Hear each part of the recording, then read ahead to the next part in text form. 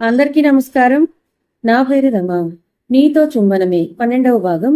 రచయిత సునందారాం గారు. ఇన్ని రోజులు నా వంటని పొగిడి ఈరోజు అదే వంటకి వంకలు పెడుతున్నారా అంటూ అలకగా అన్నారు. ఆయన నవ్వుతూ నా వైపు చూసి, చూడమ్మా మీ ఆంటీ అప్పుడే అలక పని పెక్కినట్టున్నారు అని ఆవిడ బ్రతిమలాడుకోవడం మొదలుపెట్టారు. నేను వాళ్ళని చూసి నవ్వుతూ మధ్యాహ్నం వంట కోసం రెడీ చేయడానికి వెళ్ళాను.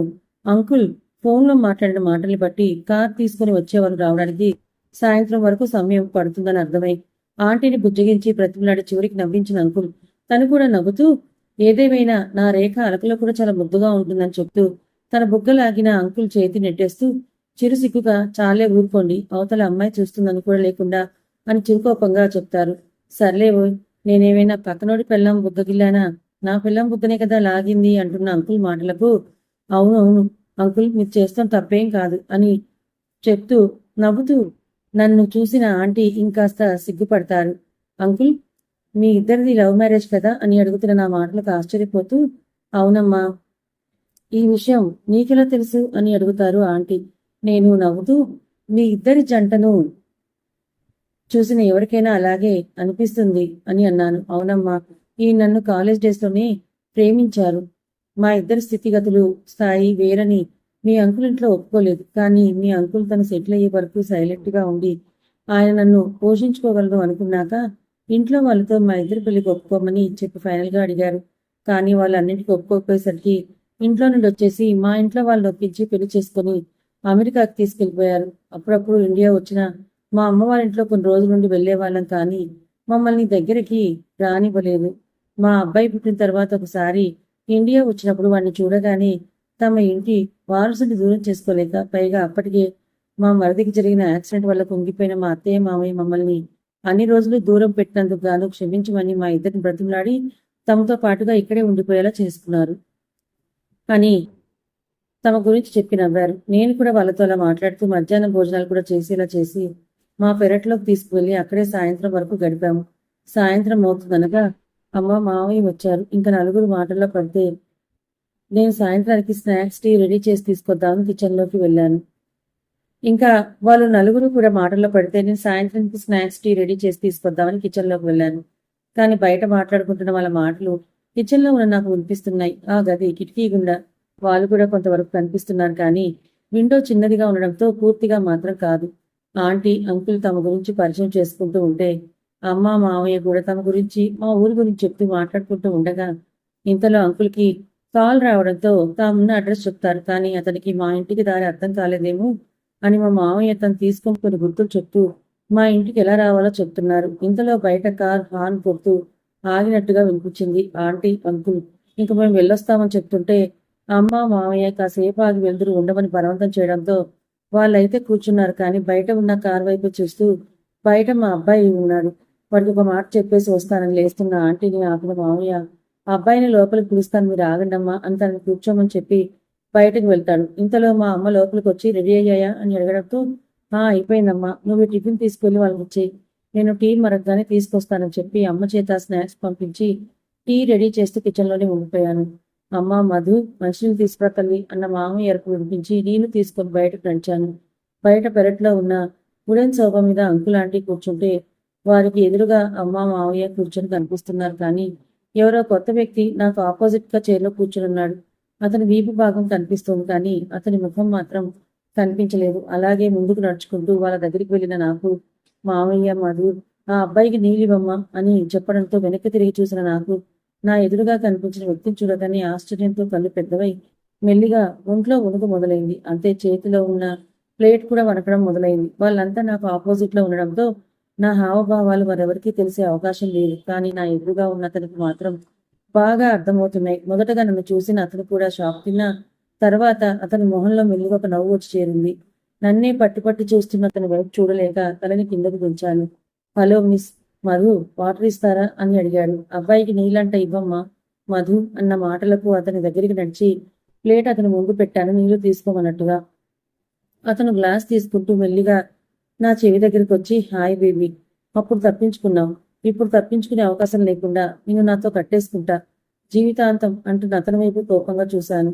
అతను మాత్రం నవ్వుతూ నా వైపు చూస్తూ కోపంగా అతన్ని చూస్తున్న నన్ను చూసి కన్ను కొట్టాడు. అంతే, చేతిలోని ప్లేట్ నేల మీద జారవిడిచాను అతను చేసిన పనికి. ఆ శబ్దానికి అందరూ ఏమైందని అడగడంతో వాళ్ళ వైపు తిరిగి ఏం లేదు చేయి జారిందని చెప్పి నేను లోపలికి పరిగెత్తినట్టే వెళ్ళిపోయాను. కిచెన్లోకి వెళ్ళి ఊపిరి పీల్చుకున్న నేను అతని గురించి ఆలోచిస్తుంటే ఇంతలో నా వెనుక ఎవరో నిలబడినట్టుగా అనిపించడంతో వెనక్కి తిరిగి చూశాను. ఇంకెవరు? అతనే. నా వైపే నవ్వుతూ చూస్తూ నించున్నాడు. ఇంతలో బయటున్న అమ్మ మధు, ఆ అబ్బాయికి నీ గది చూపించమ్మా, ఫోన్కి ఛార్జింగ్ పెట్టుకుంటాడంట అని చెప్పడంతో అతన్ని పట్టించుకోకుండా నా ముందే నించొని ఉన్న ఆయన్ని దాటుకుని ముందుకు 2 అడుగులు వేశానో లేదో నన్ను పక్కనే ఉన్న గదిలోకి తీసుకువెళ్లి నన్ను గోడకి లాక్ చేశాడు. అతను సడన్ గా చేసిన పనికి షాక్ కొట్టినట్టుగా అలాగే నిలబడిపోయాను. ఏంటి బేబీ, ఐ లవ్ యూ చెప్తే ఎవరైనా నీలాగా పారిపోతారా చెప్పు అంటూ నా బుగ్గపై అతని ముక్కుతో రాస్తూ చెప్తున్నా. అతన్ని నా నుండి వెనక్కి తోయడానికి ప్రయత్నిస్తున్నా. అతని గుండెలపై ఉన్న నా చేతులు పట్టుకొని అలాగే తన వీపు చుట్టూ వేయించుకొని నన్ను గట్టిగా హత్తుకున్నాడు. I miss you badly baby. నీకు తెలుసా నీకోసం ఎంతగా వెతికానో. ఇప్పటికీ కూడా వెతుకుతూనే ఉన్నాను, కానీ అనుకోని వరంలా నువ్వే నాకు ఎదురవుతావని అసలు ఎక్స్పెక్ట్ చేయలేదు తెలుసా అంటూ నన్ను అతని వీక ఊరిలో బంధించి ఉక్కిరి బిక్కిరి చేశాడు. కాసేపటి కొద్ది నా ముఖాన్ని అతని 2 చేతుల్లోకి తీసుకొని నా కళ్ళలోకి చూస్తూ నా నుదుటిపై నా బుగ్గలపై ముద్దులు వదుతూ నా పెదవుల వైపు ప్రయాణం సాగిస్తున్న అతన్ని నా బలం మొత్తం ఉపయోగించి వెనక్కి నెట్టి పారిపోయాను బయటకి. అమ్మ దగ్గరికి వెళ్ళి నించున్న నన్ను తన వైపు లాక్కొని నా భుజం చుట్టూ చేతిని వేసి, నాకు మీ అమ్మాయి నచ్చింది, మీరు ఒప్పుకుంటే పెళ్లి చేసుకుంటాను, లేదంటే ఇప్పుడే ఇక్కడి నుంచి మీ అమ్మాయిని ఎత్తుకుపోతానని చెప్తున్న అతని మాటలకు నాతో పాటుగా అందరూ నోరు తెరుచుకొని చూస్తూ అలా ఉండిపోతారు. ఇంతలో ఫోన్ రింగ్ అవుతున్న శబ్దానికి గతంలో నుంచి బయటకు వచ్చిన మధుకి డిస్ప్లేలో ఉన్న తన పెళ్లి ఫోటోతో పాటుగా సిద్ధు నెంబర్ కనిపించగానే నవ్వుతూ కాల్ లిఫ్ట్ చేసింది. ఏంటి బంగారం, నువ్వు చేస్తున్న పని నాకేం నచ్చలేదని అలకగా చెప్తున్న సిద్ధు మాటలకు అయోమయంగా ముఖం పెట్టిన మధు, ఇప్పుడు నేనేం చేశాను సిద్ధు గారు అని అంటుంది. మొగుడు ఫోన్ చేసినప్పుడల్లా అత్తగారితో గంటల తరపుడు మాట్లాడుతూ మొగుని పట్టించుకోకపోవడం నీకేమైనా న్యాయంగా ఉందా బంగారం? నువ్వు ఇలా చేస్తే నేను ఇప్పుడే అక్కడికి వచ్చేస్తానని అలకగా చెప్తున్న సిద్ధు మాటలకు నవ్వుతూ, నేను అత్తయ్య గారితో మాట్లాడుతున్నా, నా ఆలోచనలు మాత్రం మీరే ఉన్నారు సిద్ధు గారు అని సిగ్గుపడుతూ చెప్తుంది. మధు మాటలకు సిద్ధు గాలిలో తేలుతున్నట్టుగా అనిపిస్తూ మనసులో సీతాకోచిలకు ఎగురుతున్నట్టుగా అనిపిస్తుంటే గుండెలపై చేయి వేసి రుద్దుకుంటూ వీడియో కాల్లో కనిపిస్తున్న మధుకి ముద్దు పెడతాడు. మధు సిగ్గుల మొగ్గులవుతూ ఉండడం చూస్తున్న సిద్ధు మనసు సంతోషంతో నిండిపోతుంటే అప్పటి వరకు తన వర్క్ టెన్షన్ అలసట మొత్తం మాయం చేసినట్టుగా మాయమైపోతుంది. మధు అని పిలిచి తను అతని వైపు చూడగా I love you my dear honeybee అని మత్తుగా కళ్ళల్లో ప్రేమ నింపుకొని మధు కళ్ళలోకి సూటిగా చూస్తూ చెప్తాడు. కళ్ళని నేలకి రాసిచ్చేసి సిగ్గుపడుతూ కూర్చున్న మధు వైపే చూస్తూ, బంగారం ఒకసారి నా వైపు చూడు అంటున్న సిద్ధు మాటలకు తలను కొద్దిగా పైకి లేపి ఓరగా అతని వైపే చూస్తుంది.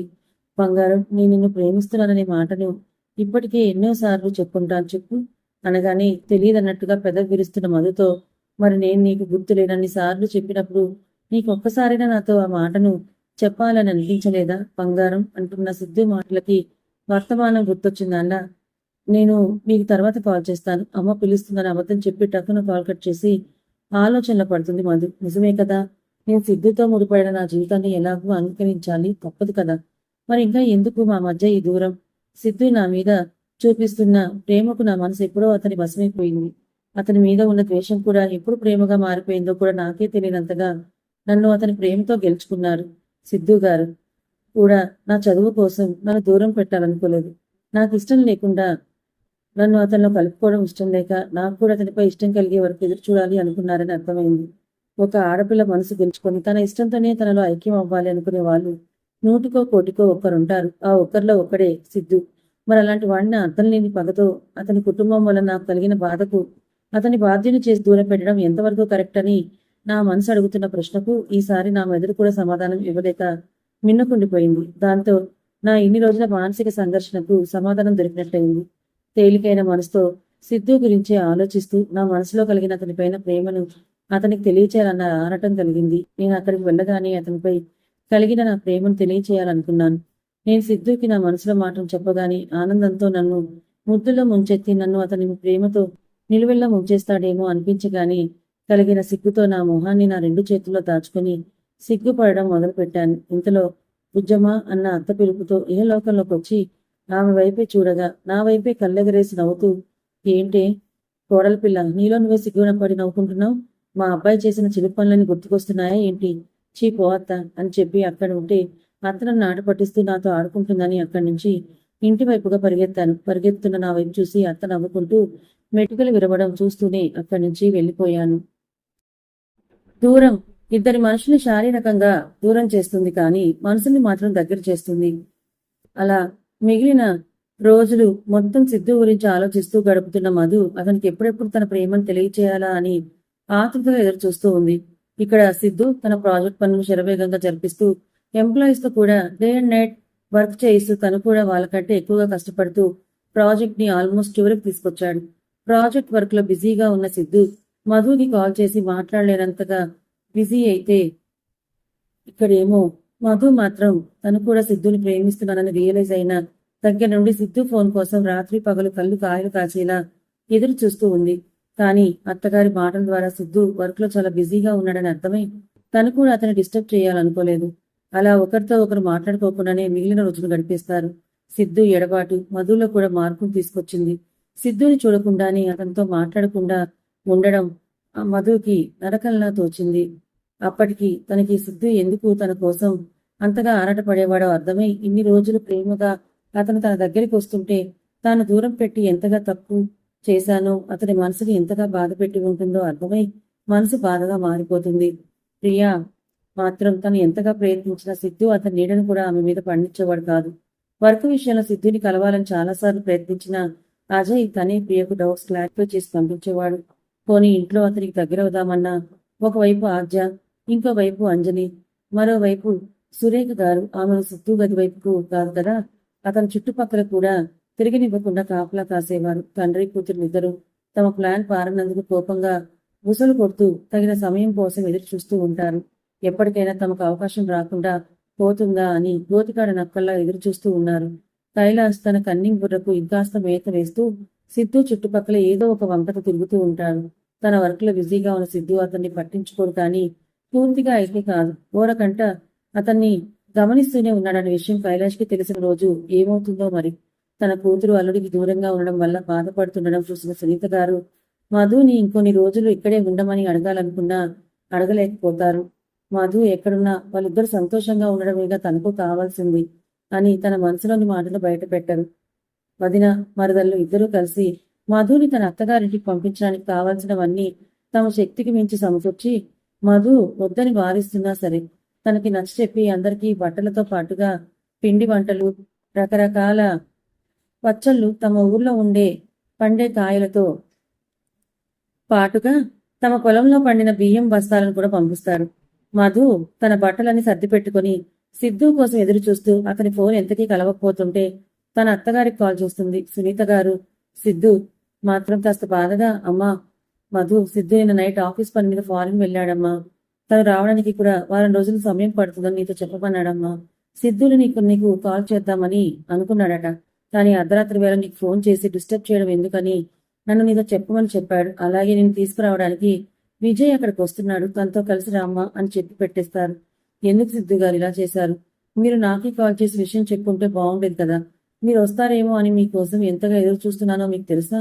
ప్రేమిస్తే ప్రేమించిన వారి దూరం ఎంత బాధగా ఉంటుందా అని మొదటిసారిగా అనుభవంలోకి రావడంతో ఎప్పుడెప్పుడు సిద్ధుని కలవాలా అని తన మనసు పోరు పెడుతూ ఉంటే అతని దూరాన్ని భరించలేక అతని కోసం కన్నీరు పెట్టుకుంటుంది. సిద్ధుకి కనుక మధు తన కోసం కన్నీరు పెట్టుకుంటుంది అని తెలిస్తే ఎన్ని పనులున్నా అవి ఎంత ఇంపార్టెంట్ అయినా సరే అవి తన మధు కంటే ఎక్కువ కావని వాటికి వదిలేసి మధు కోసం పరుగులు పెడుతూ రెక్కలు కట్టుకుని మరీ ఇక్కడ వచ్చి వాలేవాడేమో. కానీ తన కోసం తన ప్రియసగ కారుస్తున్న కన్నీటిని చూసే అదృష్టం అతనికి దక్కలేదు. వాటిని కనుక చూసి ఉంటే అతని కంటే సంతోషించే వాళ్ళు ఎవరు ఉండేవారు కారేమో. తన ప్రియసకి తన కోసం మొదటిసారిగా కార్చిన పన్నీరుగా మార్చుకొని వాటిని భద్రంగా ఒడిసిపట్టుకుని జాగ్రత్తగా దాచుకొని వాటికి ప్రతిఫలంగా మధు మోమును తన దోసిట్లోకి తీసుకుని మొదటి ముద్దు తన నుడిపై చుమ్మించి తదుపరి తన నిలువెల్ల ముద్దులతో ముంచెత్తేవాడేమో. కానీ ప్రస్తుతానికి అతనికి అవకాశం లేకుండా పోయింది. మళ్ళీ అతనికి అవకాశం ఎప్పటికొస్తుందో ఏమో. కాలమే దానికి సమాధానం చెప్పాలి. ఆ రోజంతా బాధతో గడిపిన మధు మరుసటి రోజు తన అమ్మ అతని దగ్గర సెలవు తీసుకుని వాళ్ళిద్దరిని తనివి తీరా హత్తుకొని భారమైన మనసుతో కన్నీరు కారుస్తూ వారిద్దరికీ వీడ్కోలు పలికి వెళ్ళలేక వెళ్తూ కారెక్కి కూర్చుంటుంది. సునీత కుమారి గారి పరిస్థితి అందుకు భిన్నంగా లేదుగా. కారుతున్న కన్నీటితో మసగ్గా కనిపిస్తున్న మధు రూపాన్ని చూడటానికి అవి అడ్డుగా ఉన్నాయని పదే పదే వాటిని తుడుచుకుంటూ వెళ్తున్న కారులో ఉన్న మధుని తమ కంటికి కనిపించే వరకు చూసి ఎప్పటికో బాధగా వెనుతిరుగుతారు భారంగా. మూసిన కనురెప్పల మాటన తన తల్లి రూపంతో పాటుగా కనిపిస్తున్న సిద్ధు రూపానికి బాధగా కన్నీటిని కనురెప్పలను దాచేస్తుంది మధు. కథ ఇంకా ఉంది. మరి పాపం సిద్ధు ప్రేమలో మునిగిపోయిన మధు సిద్ధు కోసం ఆరాటపడుతుంటే సిద్ధు ఏమో మధుకి కానరానంత దూరంలో వెళ్ళాడు. మరి ఈ దూరం కానుందా, లేదా సిద్ధుకి తన మధు గురించి బాధపడుతుందని తెలిసి వచ్చేస్తాడా? మరి మధు సిద్ధుల ప్రేమ ప్రయాణం ఎలాంటి మలుపు తీసుకోబోతుందో తెలుసుకోవాలనుకుంటే ఛానల్ని ఫాలో అవ్వండి. కథ నచ్చితే లైక్ చేయండి. Thank you so much for watching.